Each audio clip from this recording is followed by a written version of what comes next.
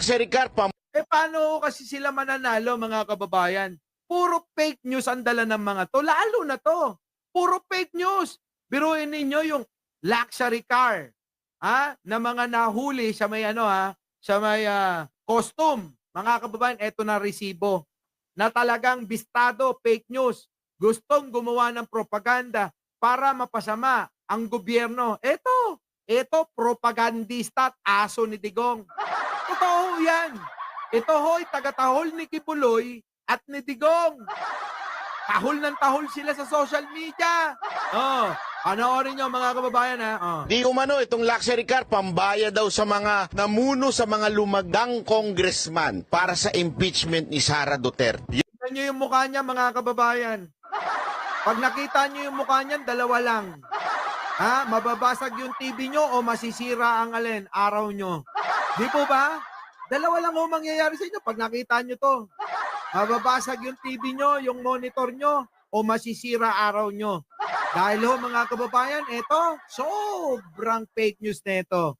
Ito ay, ginagawa na ng mga propaganda itong mga nahuling napakaraming sports car. Mamahaling sasakyan. Ano po? Diyan, sa custom. Ito ay nabalita ko na. Kaya lang ho nung nakaraan, wala tayong resibo. Ngayon ho, meron na. Tuloy. Yan daw ang reward, ay yung oportunidad na makakuha, makabili, maka-avail ng luxury car na nahuli ng BOC. Kasi mga kababayan, meron BOC, Bureau of Custom po yun nahuling luxury car. Kasi sabi nila, ito daw ay mapupunta dito sa mga leader ng hukbalahap dyan sa Kamara.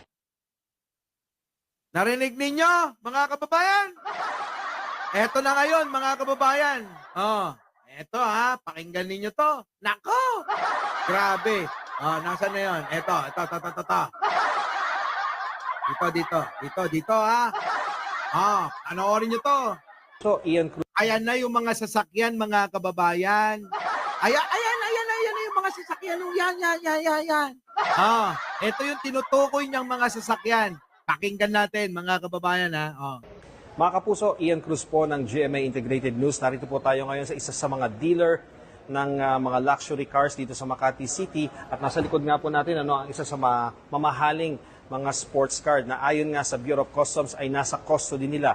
17 mga luxury vehicles at isang mamahaling motor ang nasa custody ngayon ng Bureau of Customs dahil na walang maipakita na nagbayad ng duties and taxes yung may-ari at yung nagtatrabaho dito nga sa entity na ito, kaya naman nasa custody ngayon ng Bureau of Customs. Ang sabi pa po ng Bureau of Customs ay maaaring itong mga sasakyan na gaya nito ay galing sa mga executives ng Pogo na nagmadaling umalis, kaya naman nagmamadaling... Narinig ninyo? Galing saan? Sa mga Pogo! Ngayon, tanong ko sa inyo mga kababayan, sino konektado sa Pogo? Yan po ang pagkaisipin nyo. Balikan nyo yung live ko nung nakaraan. Pogo po ang pinanggalingan ng mga nagmamay-ari niyan. Kita nyo mga kababayan ko? Tuloy.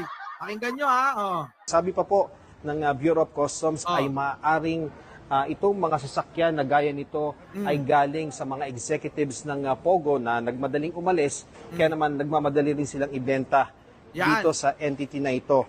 At naririto po ngayon ang gaganda ng mga sasakyan, mga kababayan,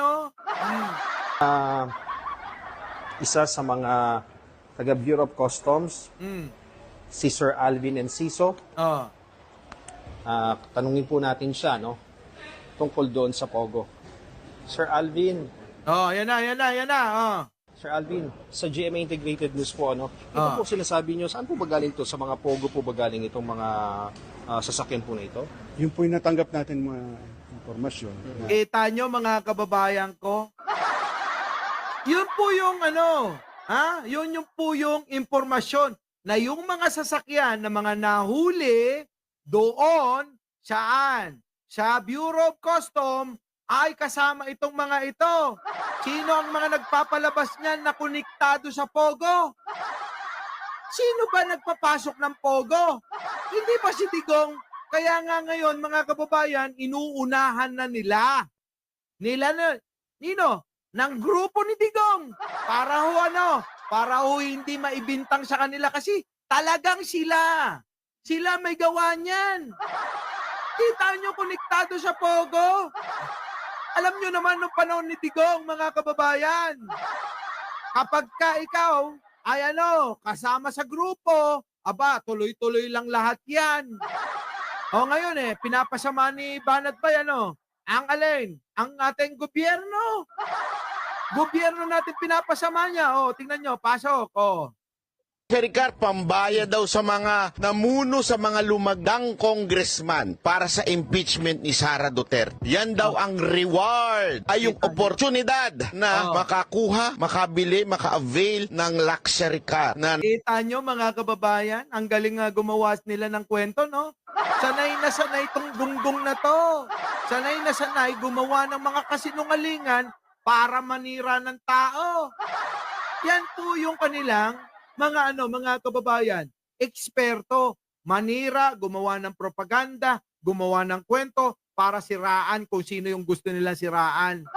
Eto mga kababayan, maliwanag na maliwanag ho na itong mga sasakyan na ito, mga kababayan, nahuli na nga ng Bureau of Customs dahil daw po yung nagpapadala ng mga sasakyan na yan, yun din yung mga nagbebenta sa mga Pogo na